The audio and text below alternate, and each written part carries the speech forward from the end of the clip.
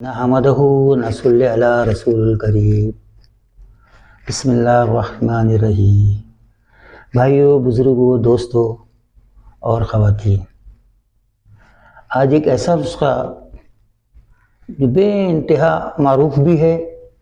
مختلف دواخانوں میں مستعمل بھی ہے اور ہمارے دواخانے کا ایک مجرب نسخہ ہے۔ اور کیا ہے؟ پیٹ کے کئی امراض کے اندر ایک ایسا مرض جس میں آنتیں خشک ہو جاتی ہیں، جس کی وجہ سے قبض شدید رہنے لگتا ہے۔ ایک تو عام قبض ہوتا ہے کہ آدمی کو صبح خلاصہ نہیں ہوتا، ایک ایسا قبض جو آنتوں کی خشکی کی وجہ سے ہو جاتا ہے۔ اور یہ ہوتا ہے کہ جب آدمی کو قبض رہنے لگتا ہے تو وہ آزو بازو لوگوں سے معلوم کر ادھر ادھر سے پھکیاں استعمال کرنے لگتا ہے، جس کے اندر مختلف چیزیں کا استعمال کیا جاتا ہے، جس سے قبض تو تھوڑا ریلیف مل جاتا ہے، لیکن آنتوں کے اندر جو ہے وہ خشکی پیدا کر دیتا ہے، اور پھر جا کے وہ دوائیں بھی، وہ پھکیاں بھی کام نہیں کرتی، اور پھر وہ مختلف ٹیسٹوں میں بڑے بڑے معالجین ڈاکٹرز کے پاس اور ان کے پاس جا کر اپنا علاج کراتے ہیں اور وہ سمجھتے ہیں ہمیں قبض ہی ہو گیا ہے، لیکن وہ قبض نہیں کہلاتا، بلکہ وہ آنتوں کی خشکی کی وجہ سے اندر جو ہے فضلہ سرایت نہیں کرتا۔ جو سیرم ہوتا ہے، جو فضلے کو آگے طرف لے جانے کے لیے ہوتا ہے، وہ سیرم خشک ہو جاتا ہے، جس کی وجہ آنتوں میں خشکی پیدا ہو جاتی ہے اور قبض رہنے لگتا ہے۔ بعض وقت یہ اتنا شدید ہو جاتا ہے کہ اس کے لیے کوئی دوا بھی کارگر نہیں ہوتی، اور مختلف قسم کے انجیکشنز اور اینیما وغیرہ ٹائپ کی چیزیں لینا پڑتی ہے، اور وہ بھی پھر اس کی معمولات میں آ جاتا ہے، جس کی وجہ سے اس سے جو آدمی متاثر ہوتا ہے وہ سخت ذہنی پریشانی میں اور ٹینشن میں آ جاتا ہے، اور اس بیماری کی وجہ سے کئی اور بیماریوں کے اندر مبتلا ہو جاتا ہے۔ ویسے ہی بڑے بزرگوں نے سیاحوں نے کہا ہے، قبض ام الخبائث، قبض تمام بیماریوں کی ماں ہے۔ اب ایک عام درجے کا قبض ہے اور ایک آنتوں کے خشک ہو جانے کا قبض ہے۔ اچھا، پھر قبض کے ساتھ ساتھ پھر اسی آنتوں کے خشک کی وجہ سے پھر اس کے اثرات جو ہے ہمارے لنگس کے اوپر بھی آتے ہیں، پھیپھڑوں کے بھی آ جاتے ہیں، جس کی وجہ سے کھانسی کی شکایت پیدا ہو جاتی ہے۔ اب وہ جب جاتے ہیں معالجین کے پاس تو پھر وہ قبض کے ساتھ کھانسی کا علاج شروع کر دیتے ہیں، تو پھر وہ کھانسی کی دوائیں بھی ساتھ میں شروع ہو جاتی ہیں، وہ اور زیادہ خشکی پیدا کر دیتی ہیں۔ پھر جب یہ دونوں چیزیں کرتے کرتے جب اس کے اثرات بھی ختم ہو جاتے ہیں، جب ہمارا جگر اور ہماری اندر کے اعضاء ان دواؤں کو قبول نہیں کرنے لگتے ہیں، تو پھر بخار کی سی کیفیت پیدا ہو جاتی ہے۔ تو پھر ہر وقت آدمی جو ہے وہ حرارت کی کیفیت میں رہتا ہے، بخار کی کیفیت میں رہتا ہے، لیکن جو اصل مرض تھا جس کی وجہ سے یہ تمام امراض پیدا ہوئے، اس کی طرف اس کا دھیان جاتا ہی نہیں ہے، اور وہ کیا تھا؟ قبض تھا، جس قبض کے لیے اس نے مختلف معاجین، مختلف صفوف اور مختلف جو ہے قسم کی چیزیں اور مختلف ٹرینڈ آف میڈیسن استعمال کیے، جس کی وجہ سے آنتوں میں خشکی ہو گئی، اسی کی وجہ سے اس کو کھانسی بھی شدید ہونے لگی، پھر اس کو بخار کی بھی کیفیت ہو گئی۔ اب یہ پیشنٹ چوچو کا مربع بن گیا۔ اب یہ جب جاتا ہے تو قبض کو تو بھول جاتا ہے، وہ کہتا ہے حضرت مجھے جو ہے وہ کھانسی کی دوا دے دیں، وہ مجھے بخار کی دوا دے دیں۔ اچھا، پوری کیس ہسٹری سامنے جب معالج کے نہیں ہوتی، طبیب کے سامنے جب پوری کیس ہسٹری نہیں ہوتی، تو پھر طبیب بھی وہ کھانسی کی ہی دوائی دینے لگتا ہے، یا پھر بخار کی دوا دینے لگتا ہے، یا پھر قبض کی عام دوائیں جو چل رہی ہوتی ہیں، جس کے اندر یہ تنبا، رائی، پوسٹریٹا، اس قسم کی دوائیں دینے لگتا ہے، جس سے آنتوں میں اور خشکی ہو جاتی ہے۔ وقتی طور کے اوپر قبض تو ٹوٹ جاتا ہے، لیکن اور خشکی پیدا ہو جاتی ہے۔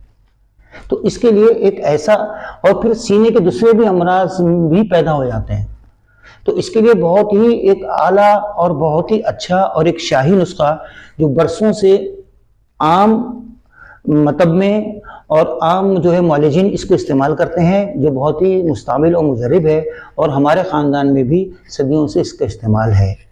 اور بہت پیارا نسخہ ہے۔ اس کے اندر عناب ہے، عناب کو اچھی طرح خشک کر کے 50 گرام کا اس کا صفوف پاؤڈر بنا لیا جائے، جیسے یہ میں نے بنایا ہے۔ اسی طریقے سے گل بنفشہ لے لیا جائے اور اس کو بھی اچھی طرح خشک کر کے، اور اس کا بھی جو ہے فائن پاؤڈر بنا لیا جائے، اچھی طرح سے صاف ہو کر کے۔ سپستہ لیا جائے، سپستہ کو بھی اچھی طریقے سے جو ہے اس کو بھی خشک کیا جائے، اور خشک کر کے اور اس کا بھی ایک اچھی طریقے سے فائن پاؤڈر جیسا بنا لیا جائے۔ اور پھر جو ہے گل سرخ ہے، گل سرخ کو بھی اچھی طرح گل سرخ کے جو پتے ہیں ان کو بھی اچھی طریقے سے، گل سرخ کی جو پتیاں ہیں ان کو بھی اچھی طرح سے خشک کریں، سائے میں خشک کریں ہو سکے تو، اور پھر اچھی طرح جب وہ خشک ہو جائیں تو اس کا بھی فائن پاؤڈر بنا لیا جائے۔ خوب اچھی طرح 80 گرام کی مقدار میں ہے، انا 50 گرام کی مقدار میں ہے، گل بنفشہ جو ہے وہ 80 گرام کی مقدار میں ہے، اور سپستہ جو ہے وہ 150 گرام کی مقدار میں، اور گل سرخ جو ہے وہ 80 گرام کی مقدار میں ہے۔ اسی طرح گل گاؤ زبان کے جو ہے پتے بھی آتے ہیں اور اس کے پھول بھی آتے ہیں، تو گاؤ زبان کے جو پتے آپ لے لیں اور اس کو بھی 50 گرام کی مقدار میں اس کا بھی فائن پاؤڈر بنا لیں، جیسے میں نے اس کا بنایا ہوا اس کو بھی۔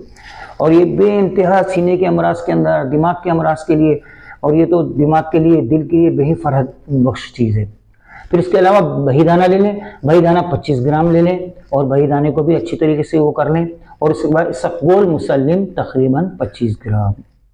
چیزوں کو لے لیا جائے۔ اب کرنا کیا ہے، اور چینی یا ترنجبین 450 گرام کی مقدار میں یہ الگ سے لے لیا جائے۔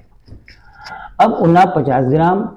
گل بنفشہ 80 گرام، سپستان 80 گرام، 150 گرام، گل سرخ 80 گرام،